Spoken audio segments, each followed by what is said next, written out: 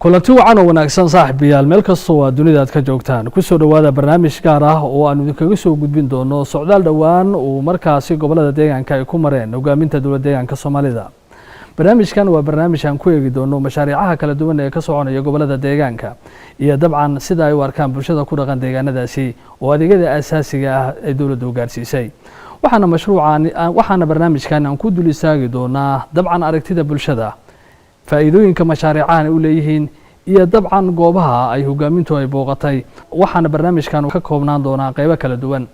dowladda deegaanka Soomaalidu waxa ay dadaal badan ay ku bixinaysaa in bulshada la gaarsiiyo adeegyada aasaasiga ah iyadoo markaasi malaayiin bir ay ku baxayso adeegyada aasaasiga sida waxbarashada, caafimaadka, biyaha iyo wadooyinka. barnaamijkan waa barnaamij aan dhinacyo badan ku kala eegi doono. waxaan la socodsiinaya anigoo Cabdiraxmaan Ilka Caasa, waxaana si toos ah ugala soconaysaan SRTV xaruntiisa dhexe ee magaalada Jigjiga.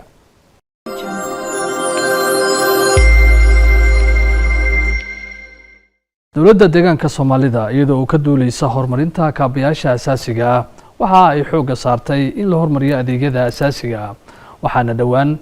wafdi ka socda dowladda deegaanka Soomaalida oo hogaaminayo madaxweyne ku-xigeenka dowladda deegaanka Soomaalida ay socdaal ay ku tageen gobolada Shabeelle, Qorraxay iyo gobolka Afdheer. ujeedada socdaalkuna wuxuu ahaa in la eego dabcan mashaariicaha kala duwan ee ka soconaya gobolada deegaanka. socdaalkan madaxweyne ku-xigeenku hogaaminayay isla markaasna uu ku weelinayay wasiirka xafiiska biyaha iyo sidoo kale hogaamin kala duwan oo ka socota dowladda deegaanka Soomaalida oo ka mid yahay madaxa xisbiga barwaaqo ee Soomaalida iyo dabcan madax kala duwan ayaa waxa ay socdaal ku gaareen degmada Elale ee gobolka Shabeelle. waxaa halkaasi la dhagax dhigay mashruuc weyn oo loogu talagalay in biyagelin looga sameeyo degmada Elale sidoo kalena ay ka faa'iideystaan bulshada ku dhaqan degmadaasi. dabcan mashruucan wuxuu ahaa mashruuc markaasi ka kooban qaybo kala duwan waxaana ku baxaysa malaayiin bir. madaxweyne ku-xigeenka dowladda deegaanka Soomaalida mudane Ibraahim Cusmaan ayaa halkaasi ka hadlay waxaana sheegay in mashruucan uu yahay mashruuc loogu talagalay in bulshada degmada ay ka faa'iideystaan. isbedelka ka hor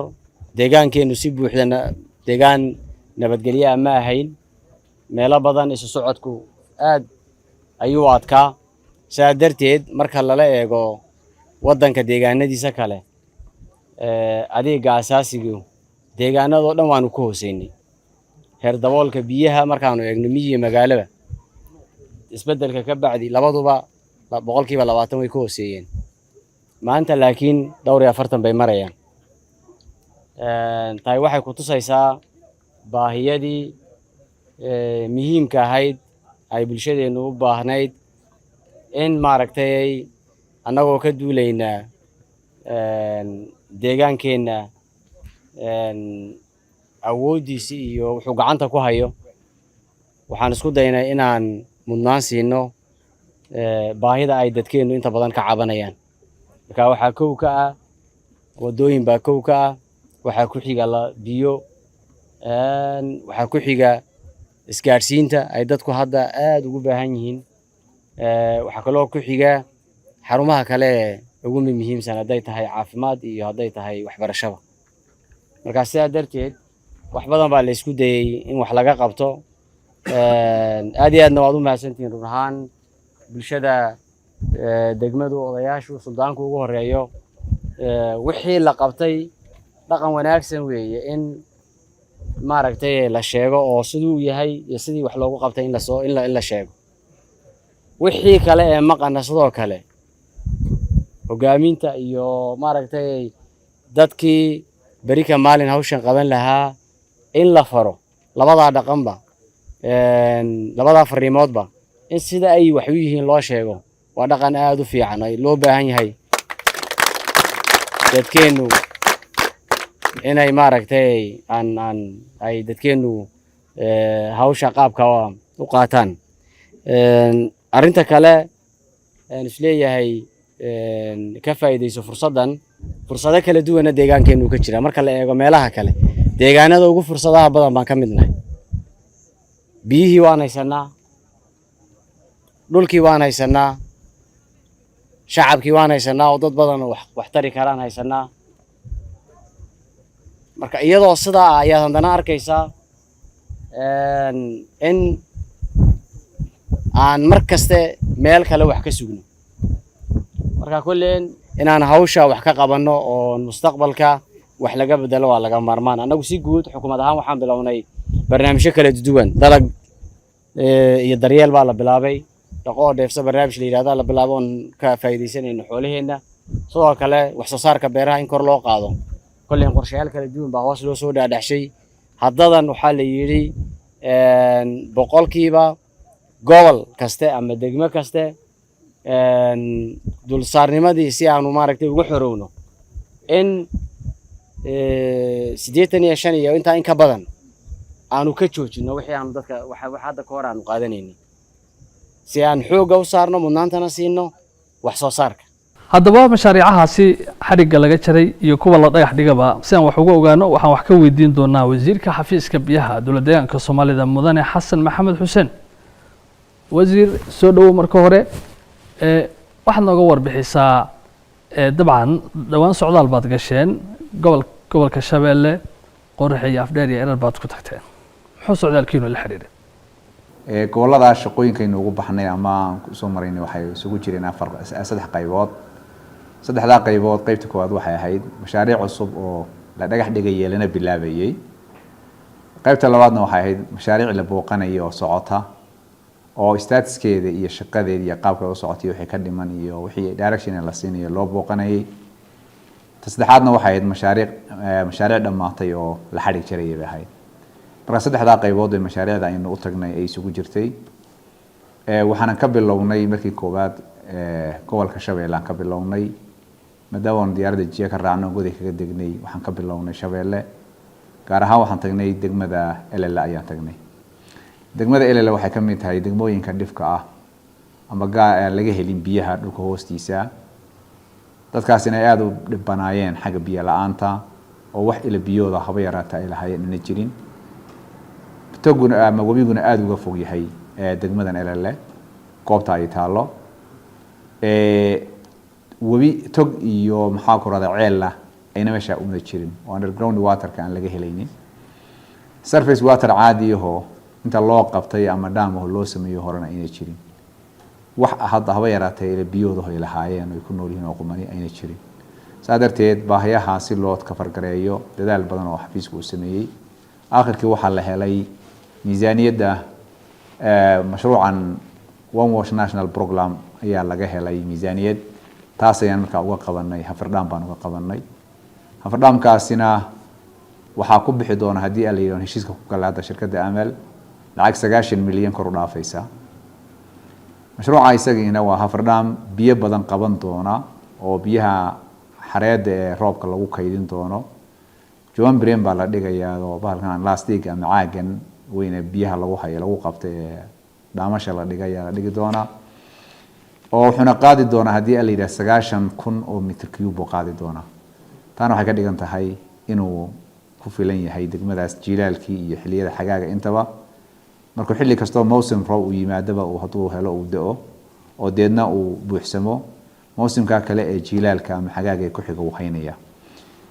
waxaana loogu talagalay 14,300 qof wax ka badan inuu ka fargareeyo oo biyo siiyo oo ku filaada sanadkaas sidoo kale waxaan ugu talagalay inuu ku dhamaado 10 bilood inuu ku dhamaado ugu talagalay heshiis kula galay mashruucaas waa mashruuc insha Allah aan rajaynayno inuu si fiican u kafayn doono bulshada oo manayd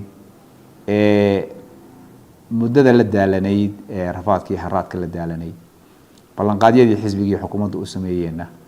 inay dhaboobaan baan rajaynaynaa hadda dhagax dhig iyo bilowgii baan isku daray shaqaduna hadda way socotaa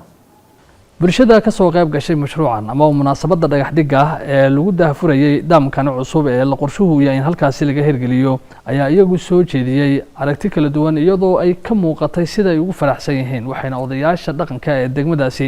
ay sheegeen in dawladda ay uga mahad celinayaan dadaalada ay kor ugu qaadayso adeegyada asaasiga ah mahadnaq badan baan sheeganaynaa anagu waxa ay noo qabatay xukuumadda ayaan iyar ka taabanaya kaliya waxaan u malaynayaa sanad iyo badh 4 mashruuc oo waaweyn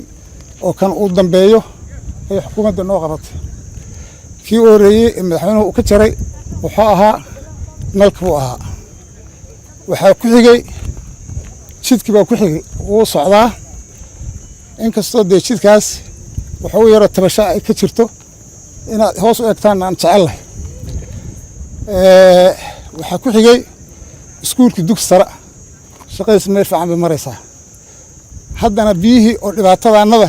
1 iyo 2 iyo 3 iyo 4ba biyihii ahayd degmada elal tiina maanta ilaahay baa mahad iskale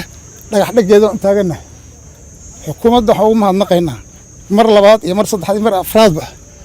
4 mashruuc waaweyn ee degmo ka mid ah degmooyinka kilagsanaad aan laga fulin sanad gudaheed ayaan ugu mahadnaqaynaa mashruucan dabcan waa mashruuc weyn oo qaybo kala duwan ka kooban si aan wax uga ogaano waxaanu xog waraysi aan la qaatay injineerka gacanta ku haya mashruucan waxaana dabcan weydiinayaa sida uu u shaqayn doono projectka aad arkaysaan wuxuu lacag ku gaarayso 9 milyan yaa ku bixi doontaa wuxuu leeyahay qabiyo badan oo macnaha sameynaya jirta fardhaamku oo sidiisa kooban wuxuu leeyahay seal trap main pond slow sand filter sample iyo green water reservoir underground ala 200 meter cube iyo wuxuu leeyahay fence welibana diiran oo xariiriisa lagu sameynayo iyo washman iyo generator house na uu leeyahay xitaa leerkaan isticmaalna generator waa standby weeyaan leerka caadiga ee national grid systemka magaalada ku jira ayaa laga talaalayaa kaas la isticmaalayaa as a power pipe xagan muxuu hafardhaamka ilaa haanta magaalada korkiisa ka waa 2.5 kilometer weeyaan oo HDP pipe oo xagana lagu pump gareynaya haantaas la saaraya kadibna gravity buu magaaladu yaa lagu waraabinaya magaalada dhexdiisa 8.26 kilometer ba pipe yaa la dhigaya network system distribution network system wuxuu leeyahay 11 goobood oo laga cabayo biyaha laga cabaya ayay leedahay iyo 3 dar oo magaalada geeskiisa la dhisayana isna uu leeyahay baahida horta maadaama biyo baahi uu jiro ilaa degmada ilaa ceelal badan aan qodnay baa jirtay oo hadda biyihiisa aad u yar yahay qaarna milyan yahay oo 1 litir per second aan ku anfacayn maadaama biyihii riiga dheeraan ku macnaha ku waynay biyihii waxaanu dooranay surface waterka roobku da'ayo aan qabano dhaan u sameeyno yaano kaliftay daraasadana waa catchmentkiisa hydrologygiisa wax walba waa lagu daraastay survey wax walba engineering kala gedisan oo yaa design-ka sameeyay oo muddo dheer baan ugu qaatay korkaan sameynay bulshada ku dhaqan degmada elale inta badan waxyaabaha ugu badan ay markii aan la sheekaystay ii sheegeen waxay ahayd in dhinaca biyaha ay dhibaato badan ay ka taagneed oo ay mararka qaarkood ay xilliyada biyarada ay dhacdo ay degmada goday ay ka sugi jireen in markaasi looga soo gurmado oo laga soo gaarsiiyo biyo sidaas daraadeed waxay sheegeen in mashruucani faa'iido weyn uu leeyahay isla markaasna ay rajeynayaan in si weyn ay uga faa'iideysan doonaan oo ay dabcan degmaduna biyogelin looga samayn doono sidoo kalena dadka kale xoolo dhaqata beeralayda maadaama degmadu ay tahay degmo muhiim ah oo xitaa ceelasha shidaalka ay ku yaalaan in dabcan bulshada wax weyn ka faa'iideysan doonaan hooyadan ayaa ii sharaxaysa sida ay u aragto iyo dabcan waxay dareemayso waxaan ogaay anoo umula aan una biyo maarteen kamahadada la reerahay ee on naftaad aragtay ii hayay dhergi raashinkii oo ilaahay siiyay oo cawiyaadan kala ilaahay keenay oo ii yaalaan ka baqtin waa biyo la'aan daraadeed farxadda ay haysa markii la yiri saaka dhanki oo shalay iyo ilaa intaan la wargelinay farxad quran inta la qaadi waayay aan ku faraxsanahay ما شاء الله ilmaha yarka nuugaya hadda cagaha xitaa gaariga hadda soo gaari lugban yani raad ku rid lambarko baahidana marka noogu daray waxay ahayd wadada maxay ahayd ateenay ahaan jirtay haddana wadadii haddana noogu sii daraatay markan ateenada heladana wadada noogu daraatay wadadii haddana marka aan helay iskuulkii iyo biyihii iyo haddana noogu daraaday haye noloshii waxay noqotay marka biyo ma laga maarmi karaa ay noqotay marka laga maarmi karo biyo la'aantoodna lama noolaan karo dhulkii biyihii markii la helo lacagtii way naga socotaa kuma istaagayaan laba booyood baa marka hadda ka horna caawinaysay oo maamulka annaga iyo degmada elale iyo amanaha magaraysa iyo wareejin booyadii taageerba ka banjari kara shidaalka wadada doon ka gaaban kara waqtiga adu meel ay soo martay dadna way kartaaba hadda way inii mahad celinayna wafdigan uu hogaaminaya madaxweyne ku-xigeenka dowladda deegaanka Soomaalida oo markaas ka koobnaa hogaamin kala duwan ayaa sidoo kale socdaal waxa ay ku tageen gobolka Qorraxay gaar ahaan tulahoosaadka nagadweyne oo markaasi hoos tagta degmada Dhoobweyne waxaa halkaasi ay soo indheynayeen dhaam weyn oo halkaasi laga hirgeliyay si loogu markaasi bulshada halkaasi ku dhaqan uga faa'iideystaan dabcan dhaamkani malaayiin bir ayaa ku baxaysa waa gartay wasiir waxaa jiray in aad socdaalkiinan intuu ku guda jirteen markii aad dhagax dhiga ilaalada sameyseen kadib aad nagadweyne tagteen mashruucan nagadweyne maxuu yahay maxaa loogu talagalay biyo xireenkan dhaam weyn oo ah concrete face Rockfield Dam weyn oo maxaan ku raxagga hore face-ka horena concrete ah oo sibid ah dhagaxaan iyo carrana laga buuxiyay oo aad u weyn oo meesha ka dhisaynay aan soo booqanay booqashadan soo booqanayna waxaan kormeernay markaas shaqadii socotay ama shaqooyinkii laga qabtay shaqooyinku waxaa marayaan ilaa 85% bay marayaan shaqooyin aad u yar waxa maraa dhiman